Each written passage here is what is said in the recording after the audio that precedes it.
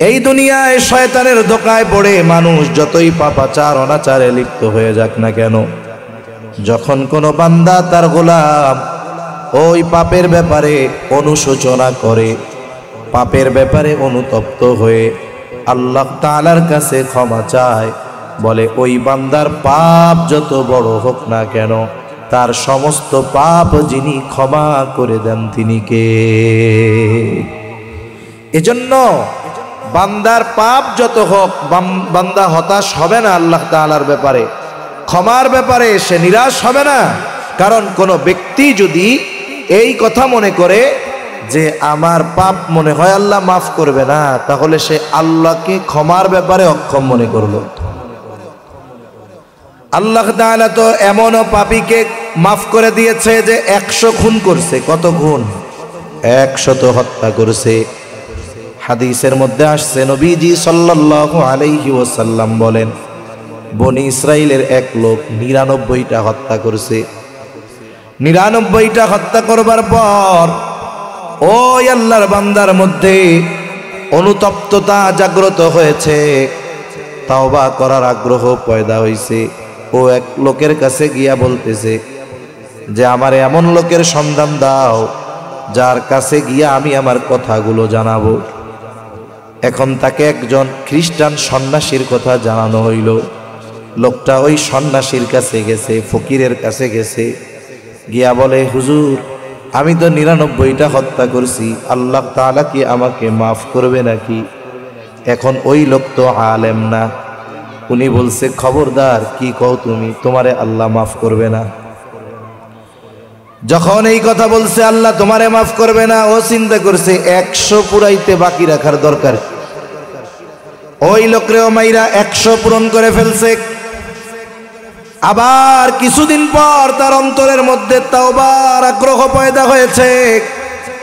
সে মানুষের কাছে বলে আমার এমন এক ব্যক্তির সন্ধান দাও যে যার মধ্যে জ্ঞান আছে, ইলম আছে। তাকে একজন আলেমের সন্ধান দেওয়া হলো।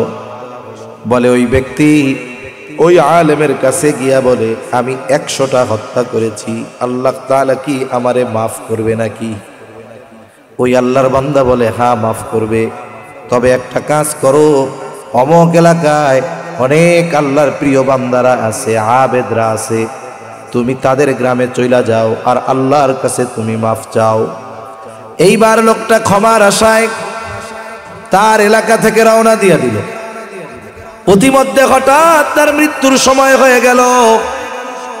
এইবার তার রূহ কবজ করার জন্য 2 দল ফেরেশতা হাজির। কারণ মুসনাদে আহমদের হাদিসের মধ্যে আসছে, মুসনাদে আহমদের মধ্যে, যে যখন নেককার বান্দার রূহ কবজের সময় হয় তখন সাদা পোশাকে সুসজ্জিত সুঘ্রাণময় নরম কাপড় নিয়ে একদল হাজির হয়ে যায় ওই ব্যক্তির রূহ নেওয়ার জন্য। আবার যখন কোনো পাপীর মৃত্যুর সময় হয়, বলে একদল বিভৎস চেহারার ফেরেশতা খসখসে গন্ধযুক্ত কাপড় নিয়ে তার রূহ কবজের জন্য হাজির হয়। এখন ওই ব্যক্তির রূহ কবজের জন্য 2 দল ফেরেশতারাই আসছে। 2 দলের মধ্যে এখন দ্বন্দ্ব। একদল কয় এটা আমরা কবজ করব, আর এক দল বলে আমরা করব। এখন এই ব্যক্তির রূহ কারা কবজ করবে দ্বন্দ্ব লেগে গেছে। এখন আল্লাহর পক্ষ থেকে সিদ্ধান্ত হলো, লোকটা তো তার বাড়ির থেকে রওনা দিয়েছে ওই আবেদদের গ্রামে যাওয়ার জন্য, তাওবার নিয়তে রওনা দিয়েছে। এক কাজ করা হোক, মাপা হোক। বলে যদি আবেদদের গ্রাম কাছাকাছি হয় তাহলে রহমতের ফেরেশতারা তার জান কবজ করবে, আর যদি তার গ্রাম তার কাছাকাছি হয় তাইলে আযাবের ফেরেশতারা তার জান কবজ করবে। এইবার জমিন মাপা শুরু হয়ে গেল। হাদিসের মধ্যে এরপরে কয়েকটা বর্ণনা আসছে। 1 নাম্বার বলে লোকটা যখন জমিনের উপরে পড়ে গেছে মৃত্যুর সময়, সে পড়ে গিয়ে স্থির হয়ে গেছে এমনটা নয়, পা বন্ধ হয়ে গেছে ঠিক, কিন্তু বুক দিয়া ঘষে ঘষে সে ওই আবেদদের গ্রামের দিকে অগ্রসর হয়েছে। জমিন মাপার পরে দেখা গেল লোকটা বুক দিয়ে ঘষে ঘষে 1 বিঘত বেশি আবেদদের গ্রামের দিকে থাকার কারণে তার রূহ রহমতের ফিরিশতারা কবজ করে নিয়েছে। তার মানে সে এখন ওই পর্যন্ত পৌঁছায় নাই, কিন্তু বাড়ি থেকে তো তার তাওবার নিয়ত তো আগেই, অতীতের পাপের জন্য অনুশোচনা তো আগেই। এজন্য আল্লাহ তাআলা তাকে ক্ষমা করে দিয়েছে। সুবহানাল্লাহ। আর এক বর্ণনায় আসছে, আসলে আবেদদের গ্রাম ছিল দূরে আর তার রওনা দেওয়ার জায়গাটা ছিল কাছে, কিন্তু আল্লাহ তাআলা দয়া করে ওই যে তার থেকে তার বাড়ির দূরত্বকে আল্লাহ তাআলা আরো বাড়ায়া দিছে, আবেদদের এলাকার দূরত্ব আল্লাহ সংকুচিত করে দিছে। এরপরে ফিরিশতারা যারা রহমতের ফিরিশতা তারা তার জান কবজ করছে। সুবহানাল্লাহ। এজন্য দেখুন, বান্দার চেষ্টা যদি থাকে, আগ্রহ যদি থাকে, আল্লাহ তাআলা ক্ষমা করার জন্য প্রস্তুত। কারণ এই পৃথিবীতে আল্লাহর চাইতে আমাকে আপনাকে কেউ বেশি ভালোবাসে না। এজন্যই তো আল্লাহ রাব্বুল আলামিন বান্দা যদি পাপ করে হতাশ হতে মানা করেছেন। আল্লাহ তাআলা বলেন, ইয়া ইবাদিয়াল্লাযীনা আসরাফু আলা আনফুসিহিম লা তাকনাতু মির রাহমাতিল্লাহ ইন্নাল্লাহা ইয়াগফিরুয যুনুবা জামিআ ইন্নাহু হুয়াল গফুরুর রহিম। আল্লাহ তাআলা বলেন, হে আমার বান্দা, ইয়া ইবাদি, দেখুন ডাকতেছে পাপী বান্দাকে উদ্দেশ্য করে আল্লাহ বলতেছে, কিন্তু আল্লাহ তারে পাপী বলে না, বরং আল্লাহ ডাকতেছে হে আমার বান্দা। বলে এই ইয়া ইবাদি, হে আমার বান্দা, এই কথাটার মধ্যে কত মায়া, কত মোহাব্বত, কত ভালোবাসা। এটা শাব্দিক অর্থ বলার দ্বারা বোঝানো সম্ভব নয়। আল্লাহ তাআলা কত মায়া দয়া করে বলে হে আমার বান্দা। আল্লাযীনা আসরাফু আলা আনফুসিহিম, যারা নিজেদের নফসের উপরে বাড়াবাড়ি করেছো, তার মানে তুমি মনে করছো আল্লাহ তাআলা তোমারে মাফ করবে না, ক্ষমা করবে না। ও আমার বান্দা, তুমি আমার রহমতের ব্যাপারে নিরাশ হও না। লা তাকনাতু মির রাহমাতিল্লাহ, তুমি আমার রহমতের ব্যাপারে তথা আল্লাহর রহমতের ব্যাপারে নিরাশ হও না। কারণ হাদিসে কুদসির ভিতরে আসছে, নবীজি সাল্লাল্লাহু আলাইহি ওয়াসাল্লাম বলেন, আল্লাহ তাআলা যখন আরশ বানাইছেন, আরশের গায়ে আল্লাহ তাআলা লিখে দিয়েছেন সাবাকাত রহমাতি আলা গযবি। আল্লাহ তাআলা বলেন, আমার দয়া, আমার রহমত, আমার ক্রোধ, আমার রাগকে অতিক্রম করেছে। তাহলে আল্লাহ তাআলার রাগ বেশি না দয়া বেশি? দয়া বেশি। এজন্য আল্লাহ তাআলা বলেন, লা তাকনাতু মির রাহমাতিল্লাহ, তোমরা আল্লাহর রহমতের ব্যাপারে নিরাশ হও না। পাপ যদি আসমান পরিমাণ হয়, বলেন তো ওই পাপ ক্ষমা করার ক্ষমতা আল্লাহ তাআলার আছে না নাই? আছে। এজন্য আল্লাহর দয়া কত, মায়া কত, হাদিস থেকে শোনাই আপনাদের। আবু হুরায়রা রাদিয়াল্লাহু তাআলা আনহু থেকে বর্ণিত হাদিস, সহিহ মুসলিমের মধ্যে আসছে, নবীজি সাল্লাল্লাহু আলাইহি ওয়াসাল্লাম বলেন, ইন্না লিল্লাহি মিআতা রাহমাহ, নিশ্চয়ই আল্লাহ তাআলার 100 রহমত আছে। কত রহমত? 100 ভাগ রহমত আছে আল্লাহ তাআলার। আনজালা মিনহা রাহমাতান ওয়াহিদাতান বাইনাল জিন্নি ওয়াল ইনসি ওয়াল বাহাইমি ওয়াল হাওয়াব। নবীজি সাল্লাল্লাহু আলাইহি ওয়াসাল্লাম বলেন, ওই 100 ভাগ রহমত থেকে মাত্র 1 ভাগ রহমত আল্লাহ রাব্বুল আলামিন মানুষ, জিন, চতুষ্পদ জন্তু, কীট পতঙ্গ সহ সকল সৃষ্টির মাঝে আল্লাহ তাআলা 1 ভাগ দয়া রহমত বন্টন করে দিয়েছে। ওই 1 ভাগ দয়া রহমত থেকে সকল সৃষ্টি পেয়েছে, সকল মানুষ পেয়েছে, সব নবী রাসূল ওই 1 ভাগ রহমত থেকে রহমত পেয়েছে। আমার আপনার নবী মুহাম্মদুর রাসূলুল্লাহ সাল্লাল্লাহু আলাইহি ওয়াসাল্লাম ওই 1 ভাগ রহমত থেকে রহমতের কিছু অংশ পেয়েছে। বলে 1 ভাগের কিছু অংশ পাওয়ার মাধ্যমে আমার আপনার নবী হয়ে গেছেন রহমাতুল লিল আলামিন। এক ভাগ রহমত পাইয়া কি হইছে, এক ভাগের কিছু অংশ পেয়ে হয়ে গেছেন রহমাতুল লিল আলামিন। যত হিংস্র প্রাণী আছে তাদের মধ্যেও মোহাব্বত আছে। আর এক হাদিসে আসছে, বলে মা যে সন্তানরে দুধ পান করায়, বলে ওই এক ভাগ থেকে তো রহমত পাইছে। এই জন্য সমুদ্রের নদীতে যত প্রাণী আছে, জলজ প্রাণী, সকলের অন্তরে হইয়েছে।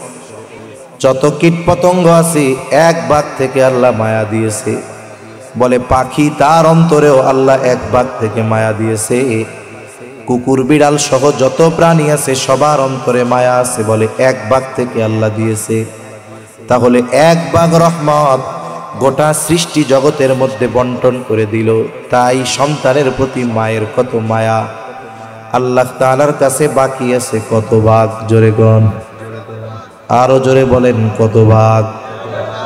আল্লাহর নবী বলেন, আখারাল্লাহু লাহু 99 রাহমা ইয়াগফিরু বিহি ইবাদাহু ইয়াউমাল কিয়ামাহ। আল্লাহ তাআলা তার কাছে বাকি 99 ভাগ দয়া রহমত জমা করে রাখছেন। কেন? এক হাদিসের মধ্যে আসছে ইয়াগফিরু বিহি ইবাদাহু ইয়াউমাল কিয়ামাহ। আর এক হাদিসের মধ্যে আসছে ইয়ারহামু বিহি ইবাদাহু ইয়াউমাল কিয়ামাহ, যে আল্লাহ তাআলা ওই বাকি 99 ভাগ রহমত দিয়া কিয়ামতের দিন তার বান্দাদের তিনি মাফ করে দিবে। এই আল্লাহর বান্দার প্রতি এত দয়া। বলেন তো, আমরা যদি সব জাহান্নামে চলে যাই, আল্লাহর কোনো ক্ষতি আছে? জান্নাতে গেলে লাভ আছে? তাহলে আমি আপনি সৃষ্টি কিসের থেকে? বলে মূল হলো মাটি। তবে মাতা পিতার মাধ্যমে আল্লাহ তাআলা একেবারে তুচ্ছ পানি থেকে আল্লাহ আমাদের সৃষ্টি করেছেন। বলে যেটা গায়ে লাগলে নাপাক হয়ে যায়, নামাজ হবে না। কাপড়ে লাগলে নাপাক হবে না, যারটা তার গায়ে লাগলে তারই ঘৃণা লাগে, এমন জিনিস থেকে আল্লাহ আমাদের বানাইছেন। অথচ দেখুন, এই মানুষ আমরা যদি গুনার পথ ছেড়ে, পাপ ছেড়ে আল্লাহর দিকে ফিরে আসি, বলে অপরাধ ছাড়ার কারণে মা বাপ যত খুশি হয়, তার চাইতে আল্লাহ বেশি খুশি হয়। সুবহানাল্লাহ। হাদিসের মধ্যে আসছে, নবীজি সাল্লাল্লাহু আলাইহি ওয়াসাল্লাম বলেন, উপমা দিচ্ছেন যে বান্দা যদি তাওবা করে আল্লাহর পথে ফিরে আসে, আল্লাহ তাআলা কেমন খুশি হয়। নবীজি বলেন, এক ব্যক্তি উট বোঝাই রসদ নিয়ে, খাবার পানি, তার যত কিছু আছে সব নিয়ে সফরে রওনা হলো। সফরের উদ্দেশ্যে চলতেছে। লম্বা পথ, মরুভূমির পথ পাড়ি দিতে হবে তাকে। এই লোকটার ক্লান্ত পথিক একটা সময় মরুভূমির মধ্যে একটা গাছের সাথে রসদ সহ উটকে বেঁধে গাছের ছায়ায় সে বিশ্রাম নিচ্ছে।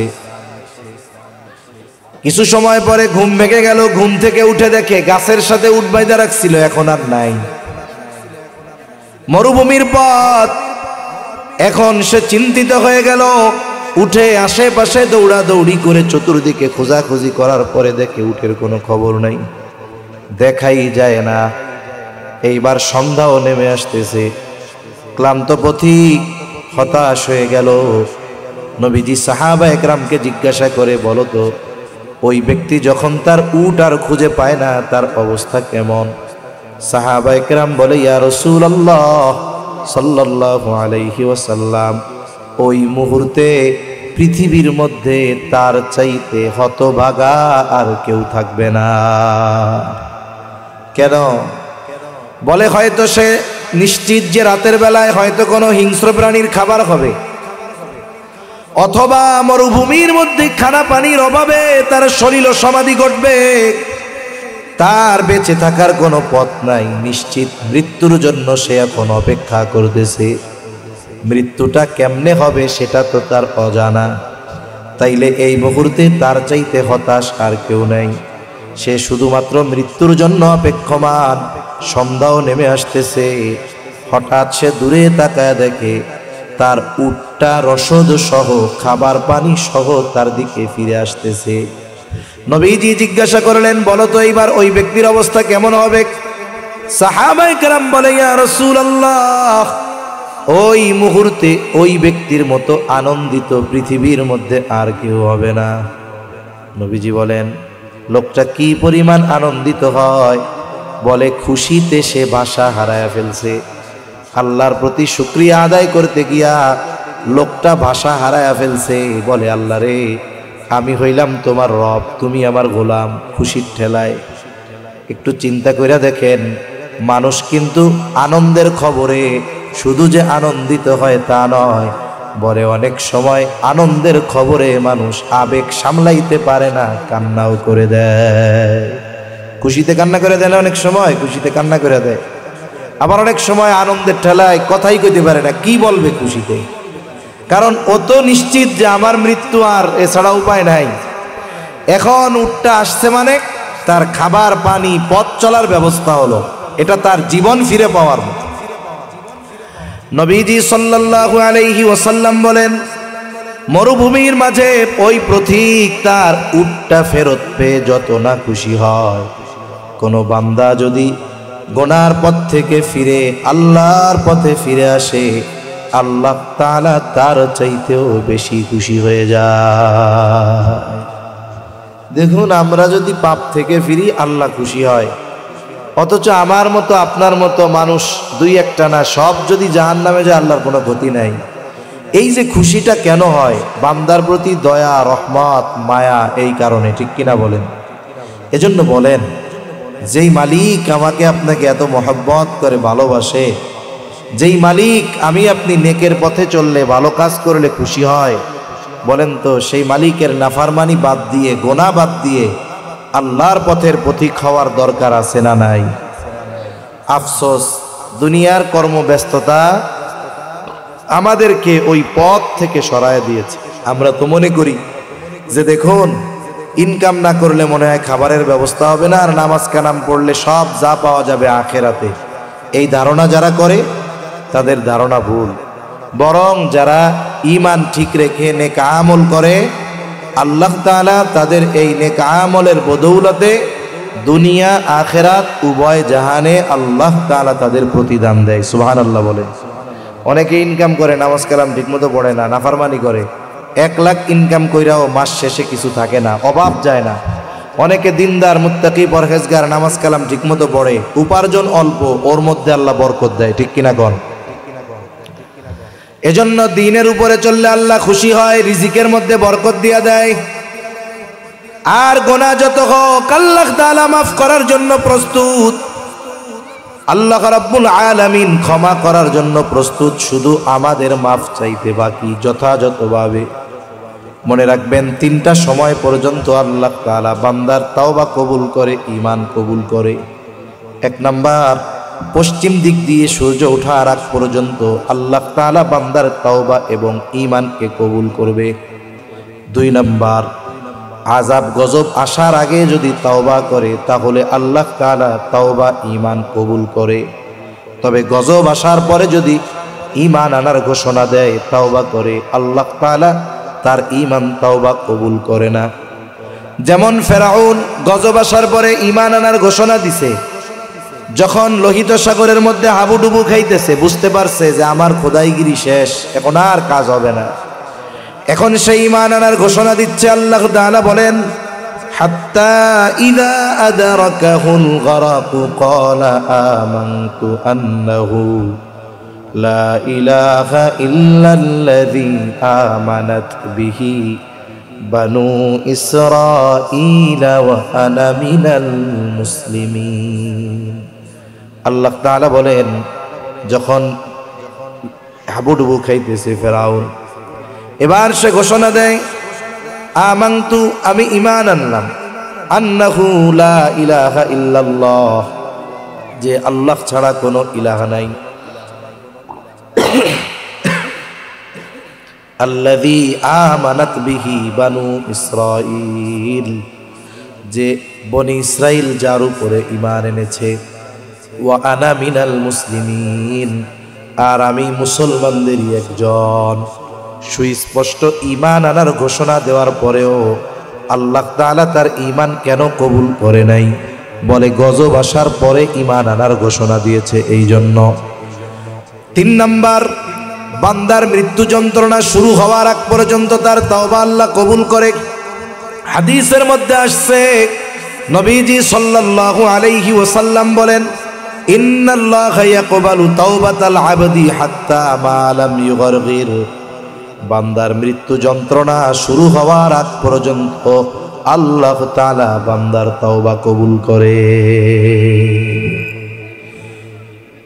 মৃত্যু যন্ত্রণা শুরু হওয়ার আগ পর্যন্ত, এই 3 সময়ের আগ পর্যন্ত আল্লাহ তাআলা বান্দার তওবা কবুল করে। এখন বলেন, আমরা যারা এখানে আছি, যারা শুনতেছে, আমাদের সকলের হাতে এই 3টা সময় এখনো আছে, ঠিক না? পশ্চিম দিক দিয়েও সূর্য ওঠে নাই, মৃত্যু যন্ত্রণাও শুরু হয় নাই। আর আল্লাহর নবীর তো দোয়া যে এই উম্মতের পাপের কারণে আল্লাহ তাআলা বড় গজব দিবে না, হালকা হুলকা দিয়ে একটু সতর্ক করবে। এই সুযোগ আমাদের হাতে আছে, কিন্তু আমরা কাজে লাগাইতেছি না। এখন বলেন, সুযোগ থাকা অবস্থায় এই সুযোগ কাজে লাগানোর দরকার আছে না নাই? আছে। অল্প সময় কথা শেষ হয়ে যাবে, খেয়াল দিয়ে শুনবো। এই জন্য এখন যদি আমরা আল্লাহ তাআলার কাছে ক্ষমা চাই, কেউ যদি মনে করে যে না আমরা কেউ পাপী না, নবী রাসূলগণ বাদে আমরা সবাই পাপী, কোনো না কোনো পাপ আমাদের দ্বারা হয়েছে। এজন্য নবীজি সাল্লাল্লাহু আলাইহি ওয়াসাল্লাম বলেন, কুল্লু বানি আদম খাত্তাউন ওয়া খায়রুল খাত্তাইন আত-তাওয়াবুন। নবীজি সাল্লাল্লাহু আলাইহি ওয়াসাল্লাম বলেন, প্রত্যেকটি বনি আদম পাপী, তবে উত্তম পাপী হলো সে যে পাপ করার পরে পাপের উপরে অটল থাকে না, বরং পাপ করার পরে সে আল্লাহর কাছে ক্ষমা চায়, তওবা করে, সে হলো উত্তম পাপী। শয়তান তো আমাদের দিয়ে পাপ করাবে। শয়তানকে আল্লাহ তাআলা অনেক বড় ক্ষমতা দিয়েছে। শয়তান মানুষের রক্তের সাথে প্রবাহিত হতে পারে। নবীজি বলেন, ইন্নাশ শাইতানা ইয়াজরি মাজরাদ দাম। শয়তান মানুষের রক্তের সাথে প্রবাহিত হইতে পারে। এখন সে মানুষের ওয়াসওয়াসা দিয়ে গুনাহ করাবে, কিন্তু বিষয়টা আল্লাহ দেখেন যে বান্দা ওই গুনার উপরে অটল থাকে কিনা, নাকি সে আমার কাছে ফিরে আসে, অনুতপ্ত হয়ে ক্ষমা চায়।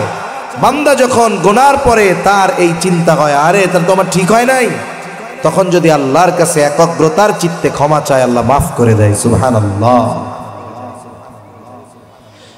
এজন্য আমাদের আল্লাহ তাআলার কাছে ফিরে যাওয়া দরকার। কত বড় বড় পাপীকে আল্লাহ তাআলা মাফ করে দিয়েছে। বনি ইসরাইলের এক জালেম ছিল, তার নাম হলো কিফিল। আব্দুল্লাহ ইবনে ওমর রাদিয়াল্লাহু তাআলা আনহু বলেন, এই জালেম কিফিলের ঘটনা নবীজি একবার দুইবার নয়, বারবার আমাদেরকে শোনাইছেন। নবীজি বলেন, এই জালেম কিফিল এত বড় জালেম ছিল, এমন কোনো পাপ নাই সে করে নাই। সমস্ত পাপে সে অভ্যস্ত ছিল এই কিফিল। নবীজি বলেন, এই কিফিল সুদে টাকা ধার দিত মানুষকে, সুদে টাকা ধার দিত। সুদখোর আছে নাকি? সুদখোর আছে না? পানি আছে? সুদখোর আছে সমাজে? সুদখোর তো আপনারাও কথা কন। মাইকের অবস্থা তো যা হইছে হইছে, আপনারা একটু কথা বললেন, কথা যতটুকু শোনা যায় একটু জবাব দিয়েন কষ্ট করে।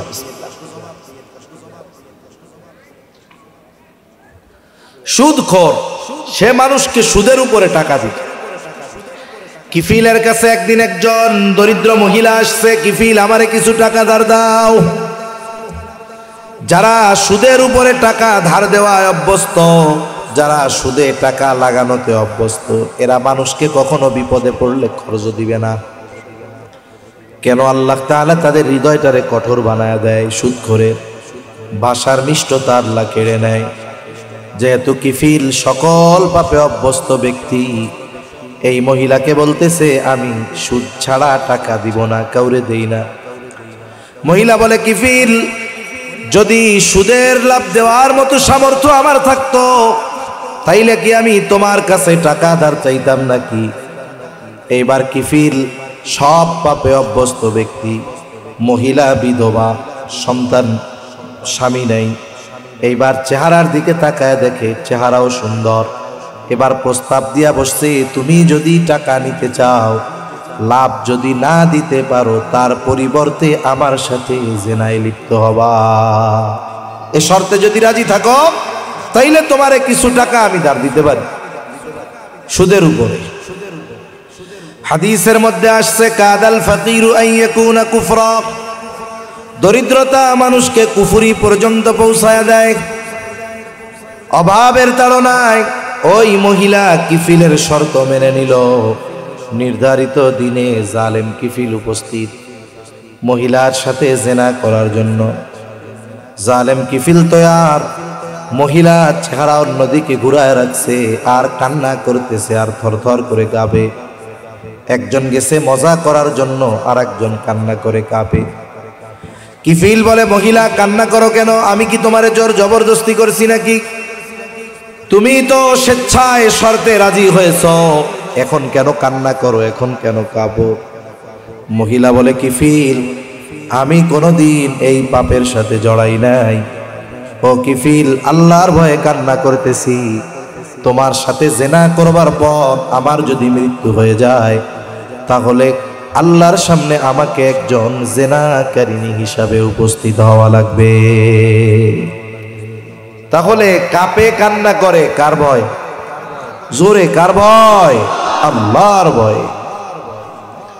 এতটুকু কথা কিফিলের কান দিয়া ঢুকছে, হৃদয় পর্যন্ত পৌঁছায় গেছে। কিফিল ওইখান থেকে উঠে গেছে, কাপড় পরিধান করে নিয়েছে। হয়তো সে চিন্তা করতেছে, আহারে মহিলা তো অভাবে পড়ে পাপ করতে বাধ্য হচ্ছে, এখনো করে নাই, স্বইচ্ছায় সে পাপে জড়াইতে চায় নাই। কিন্তু আমার পাপের তো কোনো অভাব নাই, আমি তো স্বেচ্ছায় স্বইচ্ছায় পাপ করতেছি।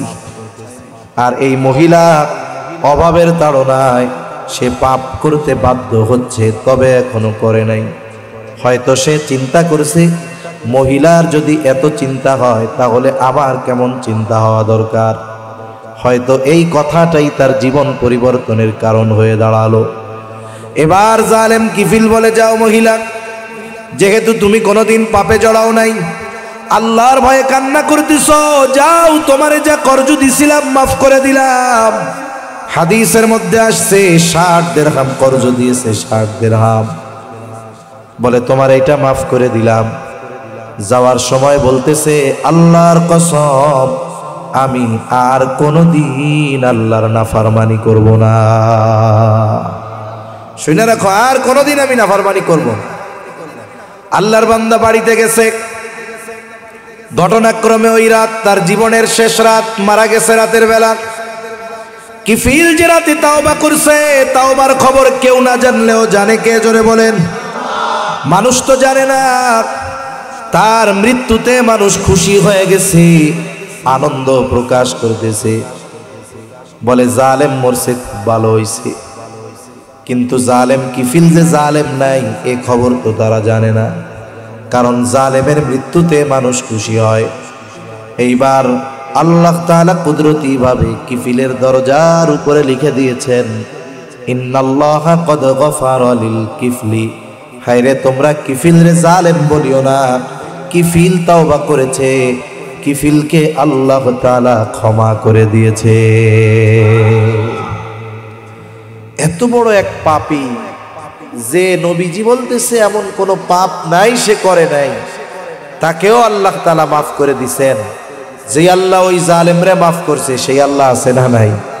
এ তো জিজ্ঞাসা করারও দরকার নাই, আছে তো। রহমত দয়া আগে যেমন ছিল এখনো তো আছে, তাই না? এজন্য আমাদের শুধু উচিত যথানিয়মে আল্লাহর কাছে ক্ষমা চাওয়া। আমরা তাওবা করে আল্লাহর পথে ফিরে আসতে রাজি আছি তো? আরে মিয়া, দিনের উপরে চলতে 24 ঘন্টা মসজিদে থাকা লাগে? লাগে না। এই জায়গায় ড্রাইভার আছে, গাড়ি চালাবে, হালাল উপার্জনের নিয়তে মাইরা খাবে না। নিয়ত করবে যে উপার্জন আমি হালাল করব, যা করি উপার্জন অল্প হলেও বরকত দিবে কে? এজন্য আমরা যদি আমাদের গুনাহগুলো মাফ করাইতে চাই, খালেস তাওবা যদি করতে চাই, খালেস তাওবা করার 3টি শর্ত। কয়টি শর্ত? ইমাম নববী রাহমাতুল্লাহি আলাইহি বলেন 3টা শর্ত। যদি বান্দার হক সম্পৃক্ত থাকে তাহলে 4টি শর্ত।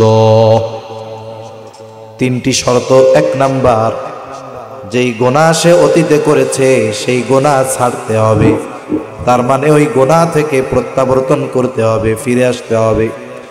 2 নাম্বার, ভবিষ্যতে ওই গুনাহ না করার ব্যাপারে দৃঢ় প্রতিজ্ঞাবদ্ধ হতে হবে। 3 নাম্বার, অতীতের গুনার ব্যাপারে অনুশোচনা করতে হবে।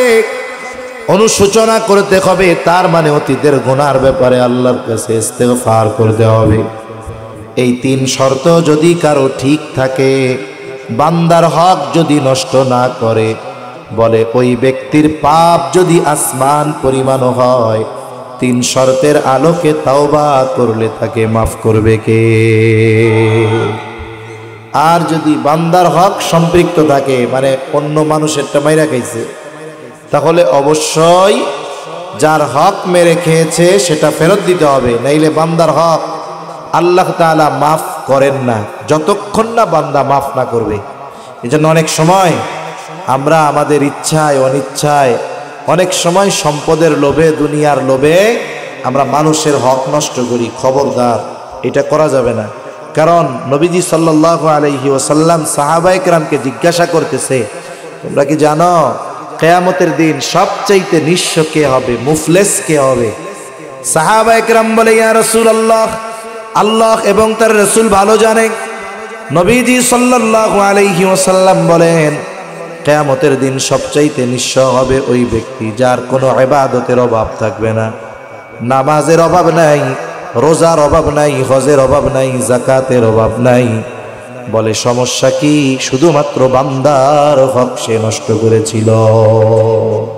কারণ দুনিয়ায় যারা বান্দার হক নষ্ট করে, এরা কিয়ামতের দিন তাদের নেকি দিয়ে হক আদায় করতে হবে। তার যদি নেকি না থাকে, ওই মানুষগুলোর গুনাহ নিয়ে হক আদায় করতে হবে। দেখা যাবে এমন নেককার মানুষ পাহাড় পরিমাণ নেক নিয়ে আল্লাহর সামনে হাজির হইছে, এই মানুষটা নেকি দিতে দিতে, এরপরে মানুষের গুনাহ নিতে নিতে এক সময় পাহাড় পরিমাণ নেকের মালিক, পাহাড় পরিমাণ গুনার মালিক হয়ে যাবে। এজন্য সাবধান। নবীজি সাল্লাল্লাহু আলাইহি ওয়াসাল্লাম দুনিয়া থেকে যাওয়ার আগে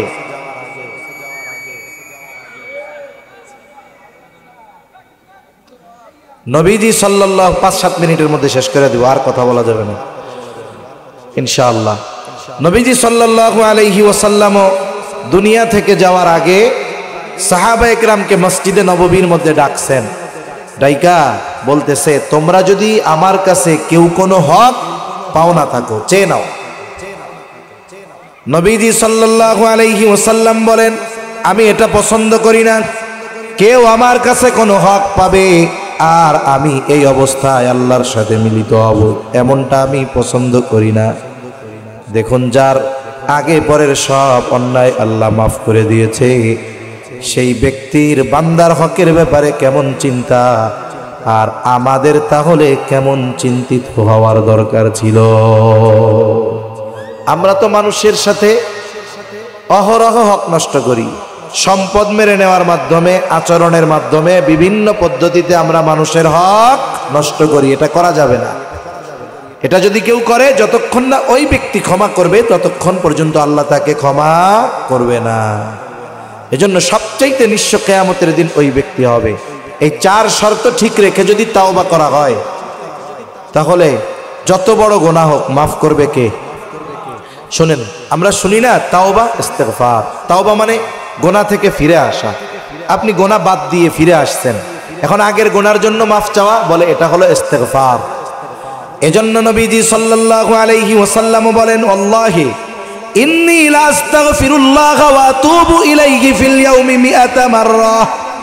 নবীজি সাল্লাল্লাহু আলাইহি ওয়াসাল্লাম বলেন, আল্লাহর শপথ, আমি দৈনিক 100 বার আল্লাহর নিকট তাওবা ইস্তেগফার করি। কতবার? 100 বার। অথচ আল্লাহ তাআলা আমার আপনার নবীর আগে পিছের সব মাফ করে দিয়েছে। হাদিসের মধ্যে আসছে, আয়েশা সিদ্দিকা রাদিয়াল্লাহু তাআলা আনহা বলেন, নবীজির নামাজ কেমন ছিল? লম্বা কথা। নবীজি লম্বা রুকু করতেন, লম্বা তিলাওয়াত করতেন, লম্বা সিজদা করতেন। সিজদা এত দীর্ঘ হতো, আয়েশা সিদ্দিকা রাদিয়াল্লাহু তাআলা আনহা বলেন, আমরা মনে করতাম নবীজি মনে হয় সিজদার মধ্যেই আমাদের থেকে বিদায় নিয়ে গিয়েছেন। সংশয় লাগতো, পার মধ্যে চিমটি কাটতাম, নবীজি পা নড়াচড়া করতেন, আমরা নিশ্চিত হইতাম যে না, নবীজি আমাদের মাঝে আছেন, বিদায় নেন নাই। নবীজিকে জিজ্ঞাসা করতাম, ইয়া রাসূলুল্লাহ, আল্লাহ তাআলা আপনার আগে পরের সব মাফ করে দিয়েছে, এরপরেও এত কষ্ট করে কেন আপনি ইবাদত করেন? পা ফুলে যাইতো, পানি বের হয়ে যাইতো, এত লম্বা সময় নবীজি দাঁড়ায় থাকতেন। নবীজি বলতেন, আফালা আকুনা আবদান শাকুরা, ও আয়েশা, যে আল্লাহ আমারে এত নেয়ামত দিল, আমি কি সেই মালিকের শুকরগুজার বান্দা হব না? তার মানে আগে পিছের সব মাপ, তাই হলো ইবাদতের অবস্থা এরকম। তাই হলো উনি দৈনিক 100 বার আল্লাহর কাছে তাওবা ইস্তেগফার করে। আর আমাদের অবস্থা কি?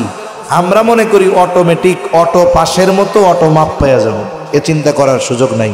এজন্য আল্লাহ মাফ করবেন, তবে চাইতে তো হবে যথা নিয়মে। এজন্য আমরা আমাদের জীবনে ইস্তেগফারকে, তাওবা ইস্তেগফার জীবনের অবিচ্ছেদ্য অংশ বানায় নিব। আল্লাহর কাছে ক্ষমা চাইব। কেমনে? বলে কমপক্ষে দৈনিক 100 বার পড়বো, আস্তাগফিরুল্লাহাল আযীম ওয়া আতুবু ইলাইহি, আস্তাগফিরুল্লাহাল আযীম ওয়া আতুবু ইলাইহি। কতবার পড়বো? 100 বার। 100 বার। এই যে এখানে অনেক ড্রাইভার সাহেবরা আছে, অনেক গাড়ির স্টাফরা আছে, না আসলেও শুনতেছে, অনেক হেল্পার আছে, অনেক সুপারভাইজার আছে। তারা যখন রাস্তায় চলে, ড্রাইভার সাহেব যখন গাড়ি চালান, সুপারভাইজার সাহেবের যখন টিকিট কাটা শেষ হয়ে যায়, হেল্পার সাহেব যখন সামনে দাঁড়ায় থাকেন, এই সময়গুলো ওনারা যদি 5 ওয়াক্ত নামাজ ঠিকমতো পড়েন, হালাল ইবাদতের নিয়তেই, উপার্জনের নিয়তেই কাজটা করেন, আর জবানে আস্তাগফিরুল্লাহাল আযীম ওয়া আতুবু ইলাইহি, আস্তাগফিরুল্লাহাল আযীম ওয়া আতুবু ইলাইহি, এটা যদি পড়তে থাকে, গাড়িও চলবে, উনিও চালাবে, আর এই কর্মটাও আমলনামায় ইবাদত বলে যোগ হতে থাকবে। সাথে সাথে আয়াতের মধ্যে ইস্তেগফারের ফজিলতের কথা বলছিলাম। আল্লাহ তাআলা জানায় দেন, যারা ইস্তেগফার পাঠ করে, ইস্তেগফার পাঠের দ্বারা 1 নাম্বার মানে আল্লাহর কাছে ক্ষমা চাওয়ার মাধ্যমে, আস্তাগফিরুল্লাহ, আল্লাহর কাছে যদি কেউ ক্ষমা চায়, বলে আস্তাগফিরুল্লাহ, আস্তাগফিরুল্লাহ, আস্তাগফিরুল্লাহাল আযীম ওয়া আতুবু ইলাইহি, এর দ্বারা কি হয়? আল্লাহ তাআলা বলেন, ফাকুলতুস্তাগফিরু রাব্বাকুম ইন্নাহু কানা গফফারা। ইস্তেগফার পাঠ করার মাধ্যমে আল্লাহ তাআলা 1 নম্বরে গুনাহ মাফ করে দেয়। 2 নাম্বার কি দেয়? আল্লাহ তাআলা বলেন, ইউরসিলিস সামাআ আলাইকুম মিদরারা। আল্লাহ তাআলা আসমান হতে মুষলধারে বৃষ্টি বর্ষণ করেন। বুজুর্গানে দিন বলেন, যথা সময়ে যতটুকু প্রয়োজন ততটুকু বৃষ্টি আল্লাহ দেয়। মুরব্বী যারা আছে, গ্রামের মানুষ জিজ্ঞাসা করবেন, এক সময় যথাযথ টাইমে বৃষ্টি হইতো, মানে যখন বৃষ্টি দরকার তখন হইতো। ফসল লাগানোর আগে বৃষ্টি দরকার, তাহলে জমিন তো শক্ত হয়ে আছে, দেখা যাইতো আল্লাহর রহমতে ওই সময় একদিন বৃষ্টি হয়েছে। এরপরে ঠিক মতো চাষাবাদ করছে, পরিষ্কার টরিষ্কার করে ডরে লাঙ্গল বাঙ্গল দিয়া ধান লাগাইছে, একটু বড় হয়েছে, এখন একটা বৃষ্টি দরকার, দেখা যাইতো ওই টাইমে একদিন বৃষ্টি হইতো। আর এখন কি হয়? যখন দরকার তখন হয় না। ধান কাটবে, এই সময় আগে বৃষ্টি হইতো না, এখন ধান পাকছে, 2 দিন পরে ধান কাইটা ঘরে উঠাবে।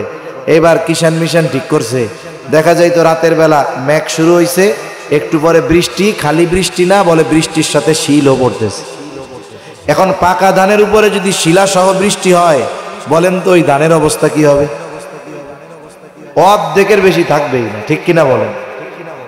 এজন্য আমরা যদি আল্লাহর কাছে ক্ষমা চাই, গুনাহ মাফ করবেন আল্লাহ, সাথে সাথে যথা সময়ে যথাযথ পরিমাণ বৃষ্টি আল্লাহ তাআলা দিবেন। এখনো বৃষ্টি হয়, মাঝে মধ্যে বৃষ্টি, এত বৃষ্টি হয় এক ঠেলায় বন্যা হয়ে যায়, ঠিক না? অতি বৃষ্টিতে শহর তলায় যায়, গ্রামগঞ্জ তলায় যায়। আবার দেখেন খরাও দরকার, অনেক সময় বৃষ্টি নামতেছে তো আর থামে না, রোদই উঠে না। অতি খরা, অতি বৃষ্টি, অনাবৃষ্টি থেকে আল্লাহ হেফাজত করে ইস্তেগফারের মাধ্যমে। এরপরে আল্লাহ তাআলা বলেন, ইউরসিলিস সামাআ আলাইকুম মিদরারা ওয়া ইউমদিদকুম বিআমওয়ালিন ওয়া বানিন ওয়া ইয়াজআল লাকুম জান্নাতিন ওয়া ইয়াজআল লাকুম আনহারা। আল্লাহ তাআলা বলেন, সন্তান সম্পদের মধ্যে আল্লাহ তাআলা সমৃদ্ধি দান করবে। সন্তান সম্পদ, এই দুটা জিনিস দুনিয়ার অলংকার। বলছে কে? আল্লাহ তাআলা বলেন আল মালু ওয়াল বানুনা জিনাতুল হায়াতিদ দুনিয়া। আবার এই সন্তান সম্পদের ব্যাপারে আল্লাহ বলে ইন্নামা আমওয়ালুকুম ওয়া আওলাদুকুম ফিতনাহ, সন্তান সম্পদ তোমাদের জন্য পরীক্ষা।